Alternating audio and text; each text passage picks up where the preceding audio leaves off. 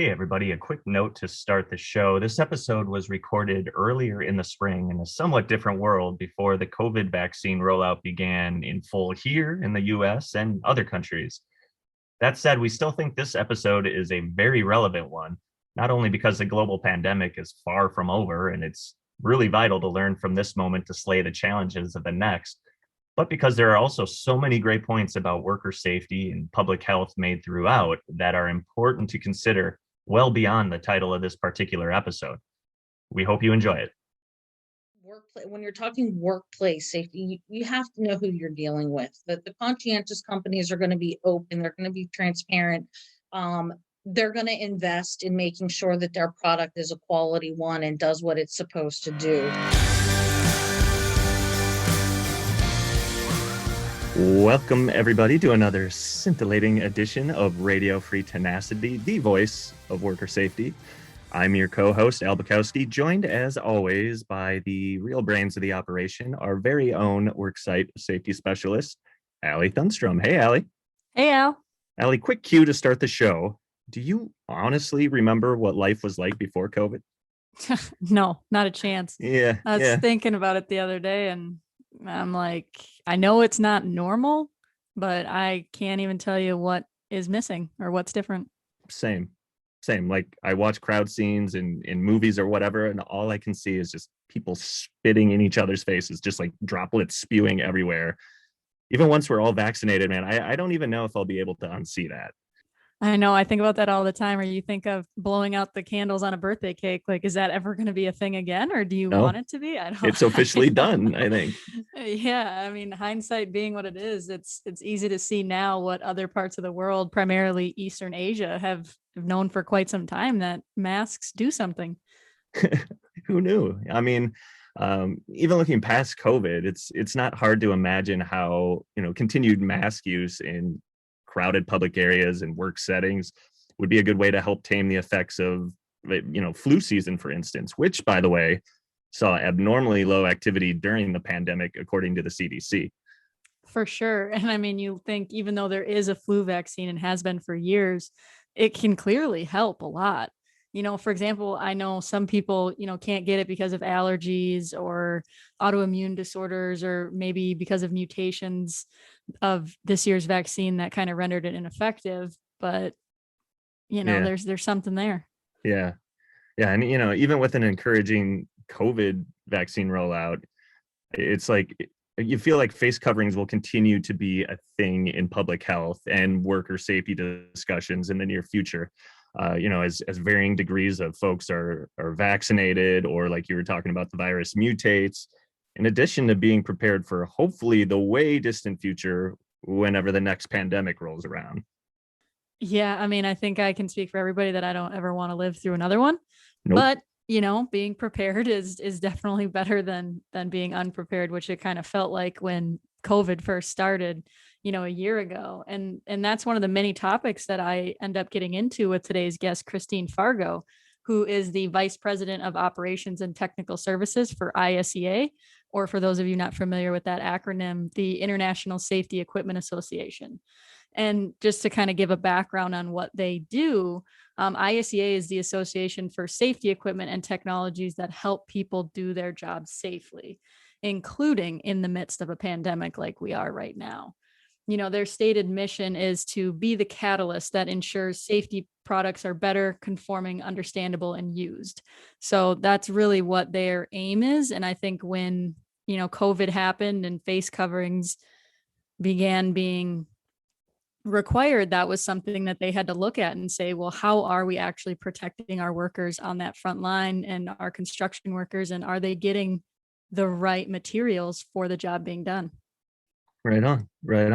Well, the mission of ISEA, as you lay it out there, sounds really admirable, when you get down to it. So how does that mission kind of manifest into tangible things we can identify? I would love to answer that and give you my best explanation, but I think what would probably be better is to let Cristine handle that one for us. So we did actually touch on that and a lot more. So I think that her answers will probably trump mine 110%. Okay, well, that sounds good. So let us not waste any more time on ceremony and get right to your chat with Cristine Fargo of the International Safety Equipment Association. Okay, everybody, welcome back to the Ergodyne podcast. Today, we are super excited. We have Cristine Fargo from ISEA. So, Cristine, real quickly, let's just start with a little intro for the folks who may not know who you or ISEA are. Great. And thank you, Allie, and the rest of the Ergodyne team for having me. I have been with ISEA for nearly 25 years, as in various roles, but most recently as the Vice President of Operations and Technical Services, which includes our standards development.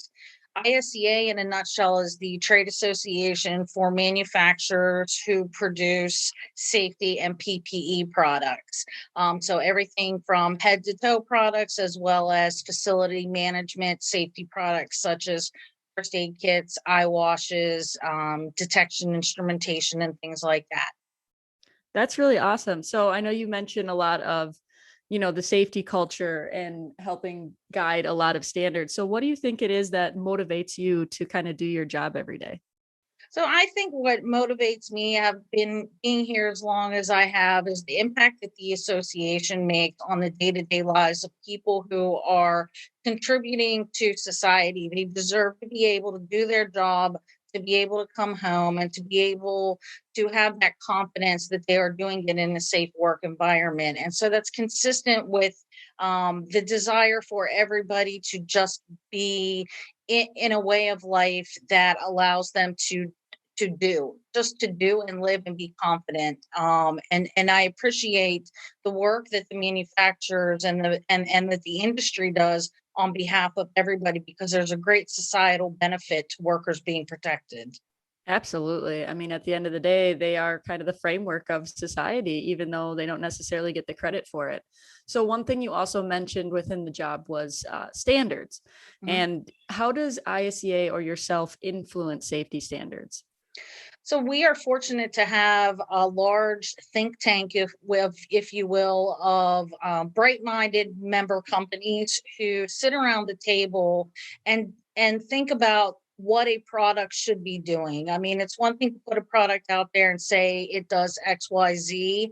If you don't have that validation or that confidence that there's some minimum level of performance that that product actually can offer some protection or has some minimal baseline of criteria, that it's appropriate for the work environment and the hazard. So it really is everything that we've been able to do is with that mindset. I think one of the greatest poster children, if you will, has been the success of the ISEA 107 standard on high visibility safety products. So that's been around for 20 years, 21 years this year. And prior to that, there was nothing here in the US. And in that iteration, in those 5 iterations since then, it is a nationally recognized standard codified into regulation. It is the basis for some other regional standards and international standards. And so, we're always looking for what that next influential bombshell product can be. I mean, that standard really created a marketplace for high visibility work garments, and not just the vest that you see on a paddler or a flagger, but across the board, top to bottom, anybody who needs to be seen, located. Traffic patterns have changed so much, work environments have changed so much. You still need to know where your workers are and how to avoid struck by hazards, making their presence known. So I'm excited to see what the next one was. We're always working on something. Yeah, that's really awesome. I love that you brought up high vis because it is a standard. And as I visit job sites and talk to people and see, what's out there, I think there is just such a unknown to that in a lot of ways of how important abiding by that standard is. And I think some of the really cool things, we've done it with some photo shoots, and then just things that you've done on the standard committee is showcasing what that difference in visibility is with a compliant fabric and compliant reflective versus non, and the amount in which you actually see in comparison is really jaw dropping. And at the end of the day, exactly like you said, you don't want to give people a false sense of security, make them feel like they're doing the right thing and feel like they're safe, and that the product that they're wearing that's intended to keep them safe is actually doing that. So, kind of talking about that, the newest issue that's come to mind, of course, is COVID. And face coverings on the job became so large scale so quickly, and it was almost required immediately, leading to kind of a scramble. So, could you kind of take us through what that was like on the ISEA side? And I know there is a standard upcoming, but can you kind of walk us through what that looked like and where we're at today? Sure. So obviously, as you mentioned, trying to understand from the public health perspective, so not just the worker environment, which is where most of our companies focus, but that greater community and that public health aspect where you can go to the grocery store without seeing fellow shoppers wearing it, or walk your dog or something like that. There's a cottage industry on Etsy popped up very quickly with people who had templates that were publicly available for a 3-ply or a three stratified sort of mask with ties. But all fabrics are not created equal. And especially if you're talking about worker protection, and there's a lot of regulatory background to that and obligation on employers, that there are hazards that are out there. And you do have to figure out how to mitigate against those to protect your workers and your employees. And so really understanding what you're trying to protect against is the first thing. I mean, are you trying to mitigate somebody's cough and sneeze from reaching somebody else? Or are you trying to protect yourself from somebody that might be sneezing on you? So, workplaces have evolved and changed very rapidly in terms of how you even lay out the setup. Do you have plastic encasings and coverings around to separate individual workstations if you're in an assembly line? Are you changing your practices of who comes in, who comes out in the office on a daily basis if you're in a work in an office environment? So one of the things, I mean, face coverings were sort of ubiquitous. You saw them a lot. It's a practice over in the Pacific Rim area, where just as a matter of public health and pollution and things like that, consumers are wearing it. So it was very easy to understand why we gravitated toward that. Then you got into some challenges of what are you protecting? What is the intended purpose of the product? And there are various test methods to buy into that, to evaluate the material, to evaluate penetration.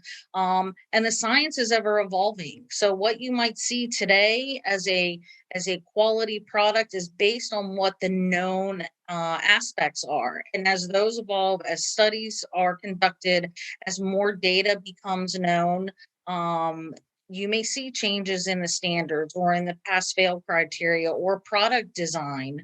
And then you may also see how employers are adapting completely, where they follow the hierarchy of controls and maybe that's not an issue anymore. So where ISEA landed, we organized our members to have an understanding, because they all are conscientious about providing a safe work environment, is to recognize how we can make a product, how we can level set some area, some performance to do that. And ASTM International was also working on a similar project. And they had some scientists, they had some good research behind them. They were moving, and where we decided was, let's influence what they're doing. There's no need to create additional market confusion, especially in a new product space. But let's influence what we see, because manufacturers come to standards development with a very different perspective than maybe end users do, or regulators. Everybody's got a different approach. And that's what's the beauty of a consensus-based standard, is you're taking all of that information and digesting it and processing it in a way that promotes the greater good. It may not be perfect, but it certainly is solid. It's transparent. It is consensus based, and so everybody has the opportunity to engage. ISEA was very successful in influencing some of the content that initially was going to be burdensome, perhaps unrealistic, and not meaningful. And through the several iterations and the contributions of the association and its member companies, we're able to land on a published ASTM standard that is reasonable. That's not to say that, again, it won't go through iteration, but for what has been published right now, it is reasonable and reflects a practical approach to evaluating those products. That's really awesome. I mean, like you said, there's so many people that are involved in this, and especially with COVID and how quickly it came on and how quickly things had to change. There was a period of time where it was almost not to the level, but kind of anything goes. Do something to protect yourself. And now we're a year into this, and the way in which we've evolved and the way in which your standard has evolved is pretty incredible to see. So, safety managers, as they're listening to this and continuing to deal with COVID, I mean, right now it's late March of 2021. We don't know certainly what the future holds, but what kind of suggestions would you give to them as they're looking at putting in a policy in place for what makes sense on their job sites? You start with the top level as you do with any workplace, and you look at the hazard. And in some cases, the employee is the hazard, the health output, or the biological output of the worker is in some cases the hazard. So the employee is the source control. And so you do have to be mindful and take what you would find to be potentially universal precautions, regular, if you're, be flexible with your workplace, health policies and things like that. What I've read and what I've seen, the community has really stepped up and is taking that to, great lengths. And regulators are starting to look at that. HR policies are starting to evolve and things like that. When you're talking product selection, I would always start with know your people, know who you're buying from. That's not to say that there are not quality compliant products that are available through a variety of channels, whether it's online or somebody else's storefront. But in a safe workplace, when you're talking workplace safety, you have to know who you're dealing with. That the conscientious companies are going to be open, they're going to be transparent. They're going to invest in making sure that their product is a quality one and does what it's supposed to do. So my top line is always know who you're buying from. No, just know. Absolutely. That's, back to the ANSI 107, conversation. It's you don't want to provide a false sense of security. So that makes a ton of sense. Are there some specific testing models that you think people should be looking towards to make sure that the people they are buying from are, evaluating their product via those standards or those tests? Yeah, I think the first thing, again, with the publication of the new ASTM International Standard, which I believe is designated 3502, there are labeling requirements for products that are deemed to meet the performance criteria. So I certainly would start with that, though that's not to say that there may not be mislabeled products out there in the marketplace over time, but at least start with that. So familiarize yourself with what a product label would look like, what information it's conveying. Certainly educate yourself on standard itself. And I know that's a daunting task because it's a moving target, but at a first point, know that there's something out there, and be confident that as a baseline, recognize that ASTM standard, and then reverse engineer a little bit of it. Okay, the label says this. Do I need that? How much do I need? And then I'm buying from somebody, or somebody's advertising XYZ. Am I familiar with that company? Do they have testing data to support? Because that standard does require that the materials be evaluated by an accredited lab. So don't be afraid to ask questions about who tested your product. Are you willing to share a test report? Some of those B2B kind of pieces of information that you're going to need to make an informed decision. And I'm confident that companies are are willingly opening up their customer service lines to accept questions. So they're developing FAQs, they're designing products, they're keeping the customer in mind because they know that there are so many challenges out there, so many products that are out there, that there's a competitive advantage to being in front, but also, again, that societal benefit of this is something that we've not seen before. The standard is new. It's not a respirator in the traditional sense. So you do have to do a little more educating for those who aren't familiar with respiratory protection programs. And again, it just comes back down to that confidence that you have and working with people that you know. Yeah, I mean, very, very well said. I could not have said it better myself. And I think when you talk about the testing criteria and the test reports, that's something for the years that I've worked here at Ergodyne, we get questioned about it all the time. And I know at first I was kind of like, whoa, like, why do you need to see our test reports? But now it is almost like a sense of pride. It's like, yeah, actually, all of our products have been tested to the standard. Here is that data. We are happy to provide it for you because exactly like you said, it can be a competitive advantage. And our goal is always the same, is to make sure that all of these workers make it home safely at the end of the night and continue living, a happy life. And if our test report and our assurance that this product is doing what it's meant to do can help that, here's all the data that you want, really is what it comes down to. But so all of this is incredible information, very, very relevant. But now, I'll kind of leave us with one final question of, with vaccines being administered and things kind of changing, opening up a little bit more, what do you see as the evolution of face coverings in the workplace? Is this going to be something that goes on for quite some time, or what do you kind of think might happen? There's a couple things. One is, I think we all have heard that OSHA may publish an emergency temporary standard, which is going to require non-traditional occupations, if you will, or those that weren't subject to a level of face coverings or respiratory protection, to do a little more due diligence and maybe have to change some of their policies and programs.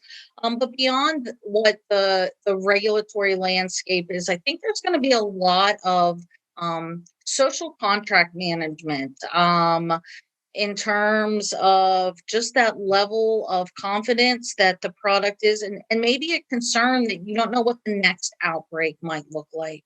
And so are you being proactive by continuing to wear something so as to mitigate any kind of exposure, either, again, if it's coming from you or toward you? I think you're going to see more and more of that. And perhaps as vaccines become more effective, as they become more prevalent, there may be a lessening of it. That's not to say that the product won't have a purpose. And you never know what comes next. And the next iteration of a voluntary standard may have to take into consideration some new and novel pathogens that need to be tested in a different way, or there's new levels that are set using the current method because you've learned a little bit more about spread and impact of the contaminant. So I see that these will be around for a while, whether it's as a public health product or as a worker PPE item. Yeah, I think that makes a lot of sense. And I think I probably speak for a lot of people that I hope we are not in another situation as we are today, but any small amount of thing that we can do to prevent something like that from happening again in the future, I'm on board with. Thank you so much. That was really awesome information. You're welcome. Thank you to Ergodyne and your team. Okay, back with you on Radio Free Tenacity, the voice of worker safety. Wonderful chat there with Cristine. A lot of great insight on the topic of face covering and really safety culture as a whole. And before we get too deep into that and to unpacking that, Allie, I thought it might be helpful for our audience to maybe have you hone in a bit on the question you posed about what workers should actually be looking for in a face mask. Yeah, absolutely, Al. The pandemic has just consumed all of our lives for the last year or so. So it's easy to forget that this is still a very novel and new topic for many on the job site and for anyone in general. Construction, transportation, telecom, places where face covering wasn't necessarily a standard at all, and certainly wasn't something that was issued on their job site. And then add to the fact that we're constantly learning new info. Analysis is pretty much happening real time with adoption. So it can be a bit of a moving target to keep up with. For sure, for sure. So, what are you telling work crews? Can you maybe just give us a quick primer of maybe the basic considerations? Yeah, for sure. I think, the first thing is that it's critical to begin with the understanding that most American work sites are categorized as the low to medium level of risk of exposure, as according to OSHA's worker exposure risk pyramid. Those in the high to very high strata of the pyramid are those that are in medical, postmortem, and the lab settings. Okay. All right. So understanding the nuance of exposure risk is key.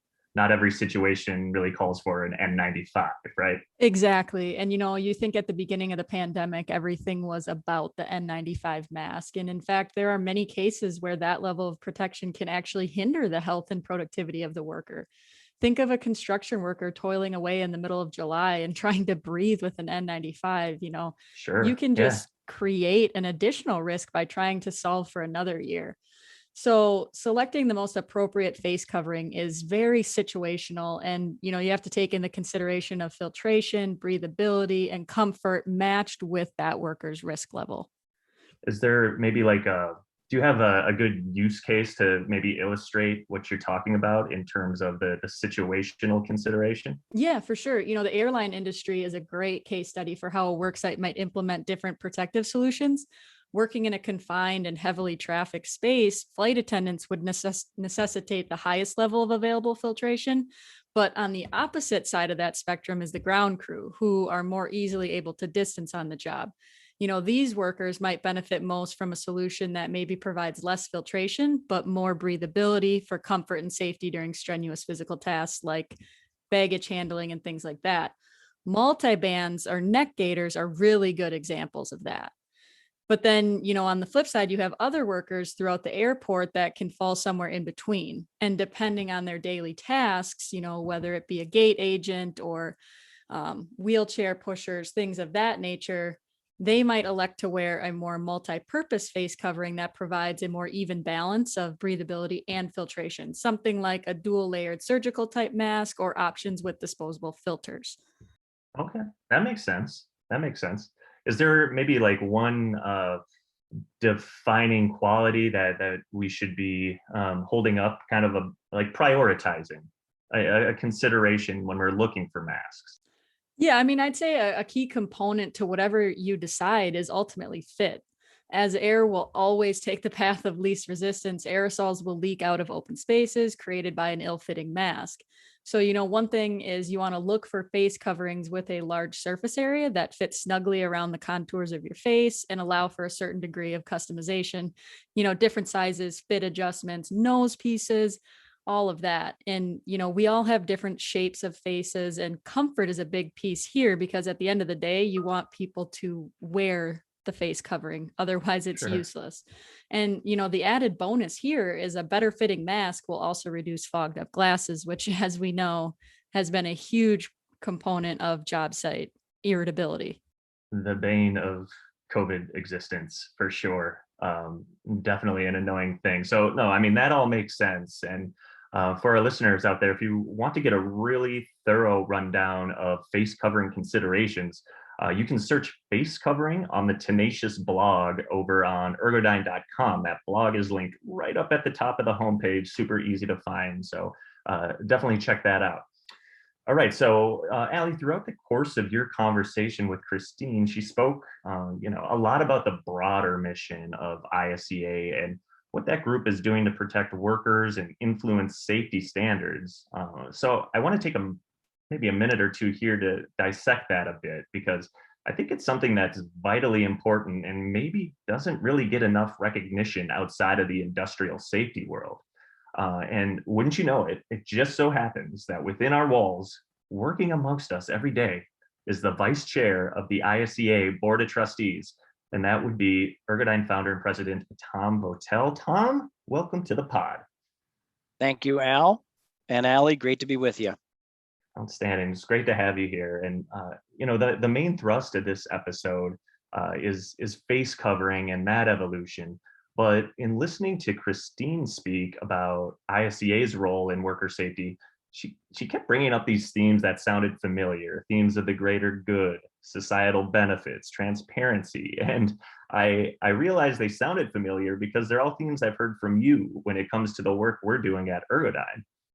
So before we kind of get into ISEA and the role you play there, I think it'd be awesome to kind of get your philosophy on what it means to be a manufacturer of work gear.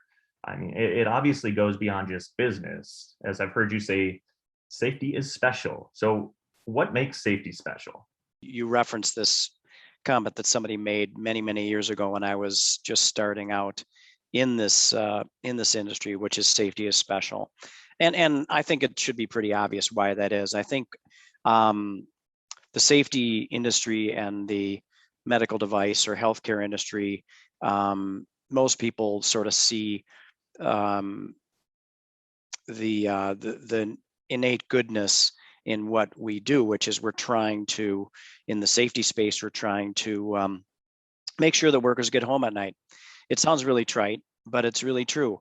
And so when you're building stuff that helps people live healthy, safe, longer lives, that is what I think makes it really wonderful when you get up in the morning and go to the workplace, because you're changing somebody's life for the better. And that's a really positive thing. And I think that's shared by people in the safety industry. And I certainly hope that it's shared by, and I know it is because I talk to a lot of you guys in our company.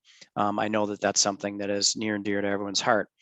I also think that from a company that makes safety devices, it also puts an enormous amount of responsibility on that particular quest, because you want to make sure that whatever you're making does what you're saying it does. So how you make that product from a quality perspective, from a fits and finishes perspective, to make sure that it functions and does, again, what we're purporting to say that it does.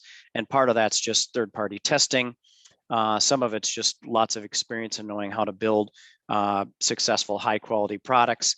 The other thing is, in your realm, which is on the marketing side, we want to make sure that we're keeping our brand voice intact, but we're also saying very clearly, what the benefits of that product are, not puffing them up incorrectly or trying to make false claims. That's obviously very, very important to us. So, as you know, we take great pains to make sure, from the Marcom aspect of this all the way to the fundamental aspects of how that product is built, that it does what we say it's intended to do, its intended purpose.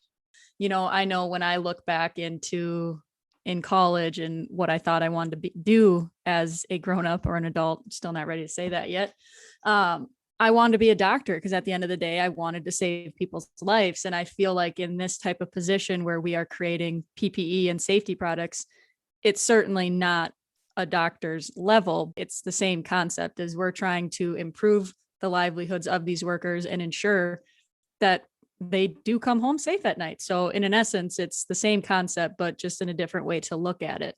And I know that in our conversation with Cristine, she talked a lot about, what you brought up is the testing and all the things that go into ensuring that the product that you're putting on the market does what it's intended to do. So, with your role at ISEA, kind of in your own words and in your mind, why do you think it's so important for a group like that to exist?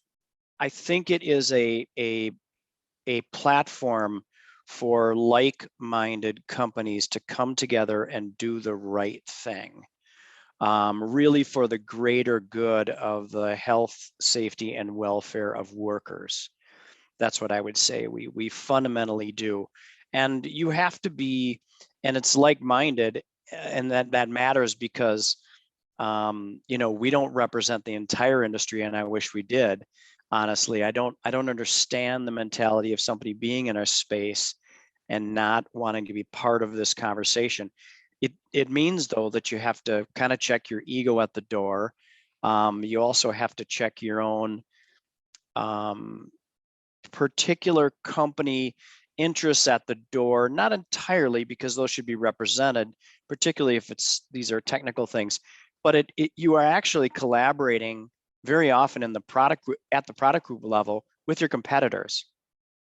And so that's kind of a unique thing that happens in that moment, but it's a big deal, because all of a sudden you're in this space with all these competitors, and you know that out in the marketplace you're competing with each other, but in this special kind of hallowed place you're going to do the right thing, and you're going to be thinking about how that product should perform, what specifications are really required, are they practicable, for all of our customers to understand what those mean, and how they then can use those and make sure that those workers are protected properly. And I think what happens is it's kind of like, the dialectic, you come to a higher truth, hopefully, if it works out. It doesn't always, but usually it works out that you just have gotten a bunch of, competitors together and tried to figure out the right thing to do. This is often, by the way, in the vacuum of OSHA's inability to generate a standard around that particular issue. Very often what we're doing is ahead of those standards. Now, that's not to denigrate OSHA, by the way, because passing legislation and passing standards is a very, very difficult thing to do. Those are fraught with all kinds of, it's a minefield of political special interests. So what hangs in the breach then is a group like ISEA to come in and craft a standard that again, like-minded manufacturers are promulgating to make sure their products work, do what they say they're supposed to do at some basic level of specificity, which is what the standards generally do. For sure. And to that point, Tom, I was wondering if maybe you could tell us a bit about how you and the rest of the board, inform the direction of ISEA. And then, I don't know, maybe take us through how the sausage is made in terms of how that direction actually becomes one of the desired outcomes ISEA endeavors to produce, right? Namely safety standards, but, also the education and advocacy piece of it. Sure. Well, those are two things. So let's help me remember that second one. But in terms of where this comes from, ISEA takes its direction from the member companies. But your question is really right. But how does that manifest itself? Yeah, well, we do get together.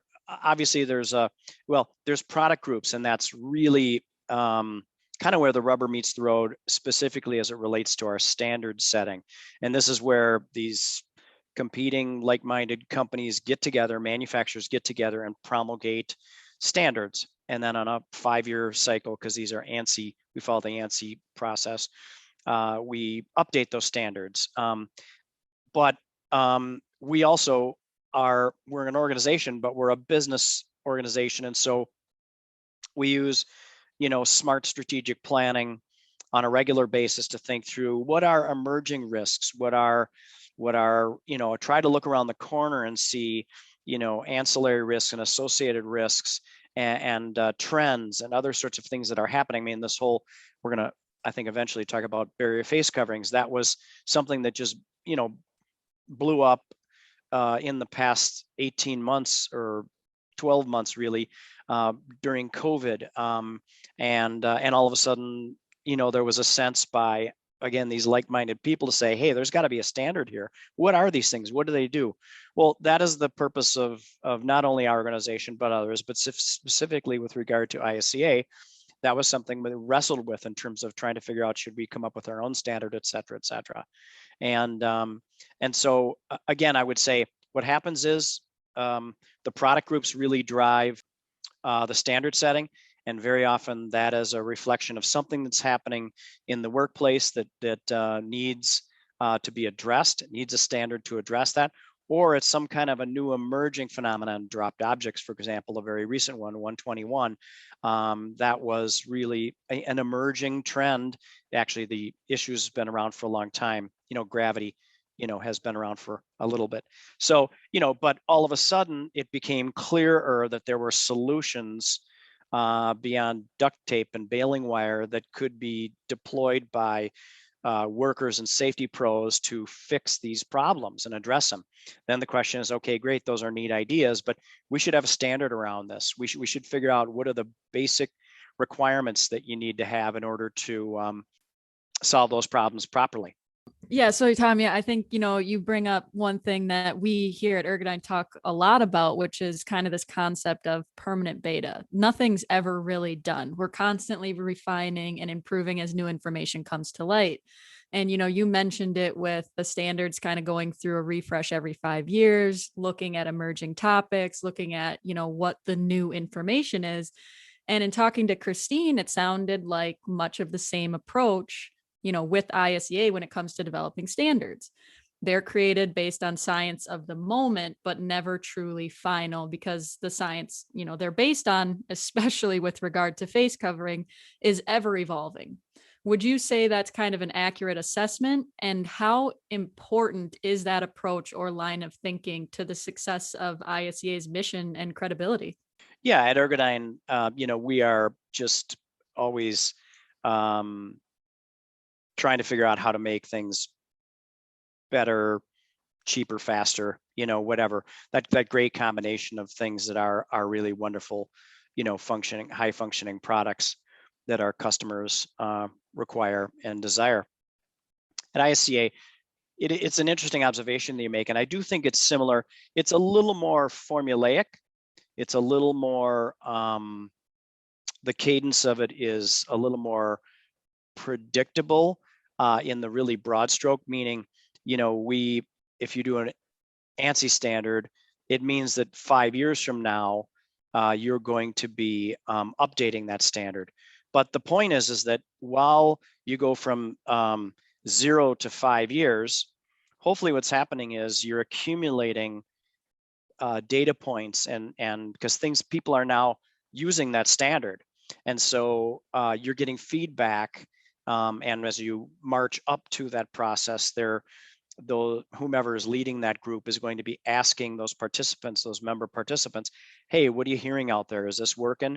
And so, that's why you can see like with ANSI 107, the high visibility standard, for example, that's been adjusted many, many times because it gets launched and there's no perfect standard. And so you do your best work and you get it out, and then you let people react to it, and you hear things anecdotally, maybe through questionnaires, whatever. And then you get to that 5-year mark and you say, hey, we've accumulated all of these criticisms or suggestions or whatever, and you assimilate those, prioritize those, and kind of argue them out and decide then how you're going to adjust the standard again to make it even better.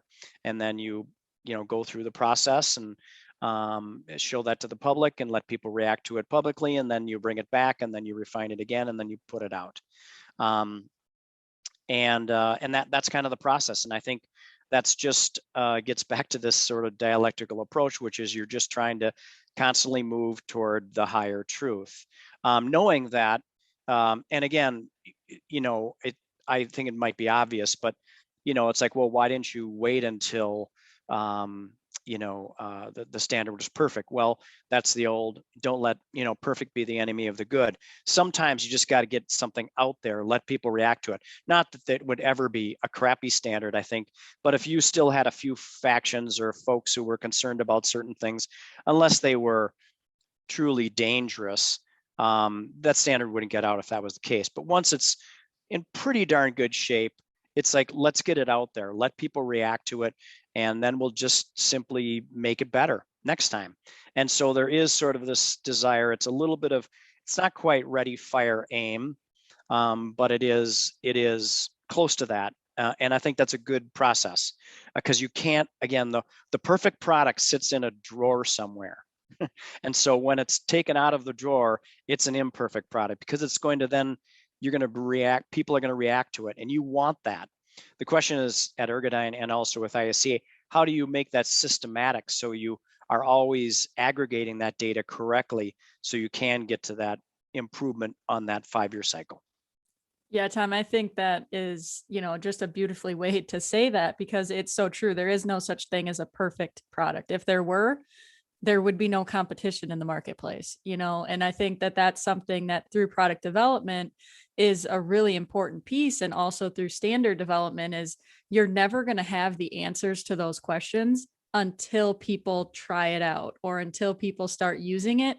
And then it identifies these pain points. It's like, you know what? Yes, this does cover X, but now it's created this Y. And, at that point, it just helps really refine how much safer we can be. And again, at the end of the day, with the goal of protecting these workers on the job site. And, we keep going towards that goal of 0 injuries and 0 fatalities, and things are going to constantly refine. You mentioned ANSI 107, we have 121 that will go through some changes, and it's a positive thing to see changes happen, because it means we're learning things, we're making things better. And, again, with that ultimate goal of reducing those injuries and fatalities. So that's just I think a really great way that you kind of presented that issue. Well, thanks. And I was also going to say your point about what you're doing with the airlines, where you're spending a lot of time and have really developed tremendous expertise. You can see what you were just saying before about the new people who are wearing respiratory protection, who never wore it before. Well, it's those products were not originally designed for those folks. So now the real world and concerned and smart manufacturers like us need to say, hey, those folks need to be protected. But the product as originally designed doesn't exactly work very well for them. So we're going to have to modify it for this new use. And again, permanent beta, you're just always, that sort of stuff happens in life, and then you adjust and you modify and adapt those products for those new uses. So understanding that, safety is, worker safety is a progression and all that. I kind of want to go back to face covering and COVID. And I mean, how do you even get traction when it comes to worker safety in a situation that comes on so quickly and so large scale? Like, how, again, do you even get a foothold into finding some minimum baseline of criteria to validate and breed confidence in those solutions? I mean, both from a manufacturer of PPE, but also from where you sit on ISEA. Yeah, that's a good question. And those are different answers in a way, because of course, I have my ISEA hat on, and I'm looking at the broader thing representing a broad constituency of manufacturers and their interests. There's a fair-mindedness with regard to that just simply has to be in place when you're taking a look at that from my position. So I would look at those things similar but different. Just from a Ergodyne perspective, and even in a way a little bit from ISEA, because ISEA waded into this area. It's being, ISEA is where people go now to, ask questions about PPE. So the media, many other folks outside of the safety business are really calling up ISEA and saying, hey, what is your thought about this? So we're becoming kind of this oracle for that sort of thing, which is wonderful, because there's tremendous institutional knowledge at this organization, which has been around for a long time doing this, by the way.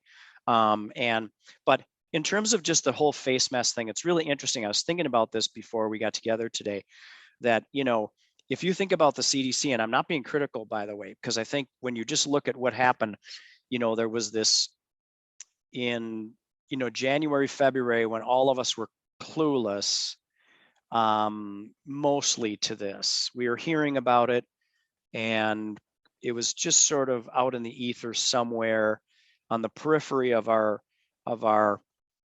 consciousness. But we just thought, hey, it won't ever come here or whatever, which was foolish. And then it became really clear as we marched closer to, what was it? Now, I guess March is the good pun, but it wasn't March 11th. Is that our official, 9/11 date for, COVID? The start of, I guess it's a pandemic, and the U.S. finally recognized that, and things started to shut down, and people were freaking out. I think it was roughly around that time. Anyway, the thing is, CDC initially said people should not wear face masks. The problem is they didn't really explain why they said that, or they didn't explain it very well, or they let the media, who was ignorant of what was behind that, if in fact it was, because I'm not sure that it was, I got away with that, and that almost encouraged the unfortunate politicization, of the whole masking, face covering issue, which, and the reason the CDC did that was N95s, there was a shortage. And so they wanted to make sure that people didn't run and take all the N95s, because they were smart enough to realize that frontline healthcare workers who are working with people who are dying and really sick needed to be protected. So that was an intelligent thing to do, except it just wasn't explained terribly well. So it kind of started this interesting sort of cascading effect of all of this whipsawing back and forth, or, masks. Our situation was interesting because we are not in the N95 mask business today, but we had a face covering, which was our multiband, as we call it, or now a gaiter, as people are calling them, which is maybe unfortunate, but it is what it is. And so we had this situation when all of a sudden CDC adjusted their position and said, actually just put anything on, just cover your face. And so there was there were actually discussions about cotton from the UK was better than cotton from, it was like, oh my God, so you had this Etsy, I think the half the multi-billions dollars of increased sales that Etsy, I think they're up, I saw it the other day, they're up like 550% during the pandemic. Probably half of that is due to barrier face coverings made by artisans. Now that was really cute, almost as like an old Victory Garden kind of war effort. So it was kind of people coming together and being enterprising and selling cute masks. And those were single ply masks for the most part. And then they were, then all of a sudden there was this dual ply mask. So with this kind of evolving sort of thing, that was really, really hard to keep up with. And then there were people condemning, gaiters. You had the infamous, Duke study, which was misinterpreted and the like. People were, it's just like the 10 o'clock news, you see these tiny little studies that are being communicated as fact. And, people then freak out, it's like, eggs will kill you. No, eggs are really great. Well, what is it? And so part of it is the natural evolution of science, which does have this messy aspect to it. Part of it's just what's happening with humanity in a crisis. People are concerned and trying to protect themselves, then trying to protect their employees so they can continue to function. So I just think there was this crazy time, and frankly, we were in the middle of it, trying to bring some order to at least the space that we were in, which was barrier face coverings. And we've attempted to try to do that, and that's not been easy. And there's still a lot of challenges ahead. Yeah, and actually it's that point where I kind of want to wrap up and go from that question from, early on, it was, do we even need to wear them? Well, now with the vaccine rollout, there seems to be this creeping question of, do we need to continue to wear them? And, obviously the science says the best way to stop any of these new variants coming in is eliminating the transmission altogether, right? Meaning source control, distancing, masks. And that fact alone should kind of make it seem like this category isn't going anywhere anytime soon. I mean, what do you think? Putting you in the role of Tom Stradamus. Yeah, it's nice. Okay. Actually, I do think a lot about this, and I'm trying to pay a lot of attention to a lot of the stuff that's being said out there. And then you just kind of have, but what's real? What makes sense? First of all, I just looked up the CDC's most recent position on this. And it is basically, do I need to wear a mask when I'm with other vaccinated, fully vaccinated people? Their answer is no. Do I need to wear a mask when I'm with people who I'm not sure are vaccinated or are unvaccinated?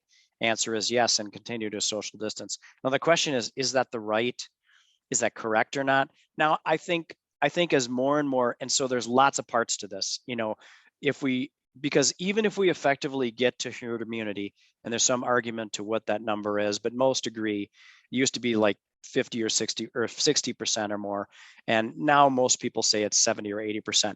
If the US has really strong compliance, and I actually think the numbers are pretty amazing. We had a very tough go of it in the early days of COVID for a whole variety of reasons. That's another podcast or 10, but the US actually is doing really well. And the UK is doing really well. The other countries are doing terrible. I mean, they're really doing terrible. We are also blessed by having Moderna and Pfizer based here, and they happen to use mRNA. So they lucked out and got even though actually the Pfizer product was developed in Germany by another company, but they don't distribute products. So Pfizer is the distributor of it, but regardless. And then with J&J, you just have a lot of really great companies getting product finally into the arms of people. I think last weekend, US inoculated 4.5 million people on Sunday, or Saturday before Easter or Sunday or whatever. It was crazy. That's a big number. And I just talked to somebody in Denmark. They have vaccinated 13,000 people. That's not a big country, but still, it's a tiny amount of people, and they're having their AstraZeneca issues. But here's the deal. The deal is that what nobody knows is how long does this last? Is this your tetanus booster? Is this like a flu shot, or your measles, mumps, rubella, or a flu shot? Meaning, it only lasts for about a year. In fact, the flu vaccine probably lasts less than that, but that's why you wait till September, October, and hopefully by March, April, when flu season is over, you've been covered and, you didn't get it. And they guessed right on the quadrivalent, vaccine that you got and with the variants, I think you're going to see, depending on how long the vaccine lasts. And again, that's not known. There's people who are testing that and speculating. I think now they're saying at least 6 months. I think there's solid evidence that shows 6 months plus, but that isn't a year, and it isn't 5 years, it isn't 10 years. So what is it? I think that it's the real honest answer is they don't know yet. So assuming, it becomes like the flu vaccine, we're probably going to have a quadrivalent flu vaccine every year, and we're probably going to have, a bivalent, trivalent, quadrivalent, or quintrivalent, if there's such a thing, COVID vaccine. We might have to get a booster every year. I think that's an unknown thing. So therefore, what does that mean? When COVID and flu season and cold season come around, it means that workers are probably going to say, and employers are probably going to have to say, we're going to wear masks. Now, whether they require that or whether, that's voluntary or what that is, I think really remains to be seen. But I do think that's a big deal that we're all going to have to figure out. So we entered this space kind of through the back door with the multi-band. We've added obviously face masks now, other barrier face masks, 2-ply, 3-ply face masks, which are great quality and have great features and benefits. We are working to try to find an appropriate test method so we can communicate to our customers exactly, what those do. And so we're going to keep pushing our testing and make sure that we're doing the right stuff there. But in terms of society, what we do, I think a lot of that remains to be seen, but I just am guessing that masks are going to be around for a while. Handshaking is going to change. The sign of peace at church is probably going to change, and a lot of other things that, people are used to doing. When you walk up to somebody and you're saying hi, you're kind of have that awkward hands in your pants, sort of moment, because you're not going to shake hands. I just think it's going to be interesting. I'm writing all this down, Tom, and we're going to circle back and we're going to check back on it in a year. Yeah. Well, see how clairvoyant you are. I'm yeah, exactly. Well, I think I hedged enough to be right on a lot of accounts. I mostly said I don't know. That's true. Well, I think we'll look back at this and say, he was kind of right in this regard and also kind of right in this regard. See, There you so go. yeah. So I have a we'll future have in to see. politics is what I think you're saying, Played right? it perfectly. So Tom, I can't thank you enough for joining us on the pod. We look forward to having you back on this topic and any number of topics in the very near future. So thank you for gracing the pod with your appearance. Okay, guys, thanks so much. Stay safe out there, people.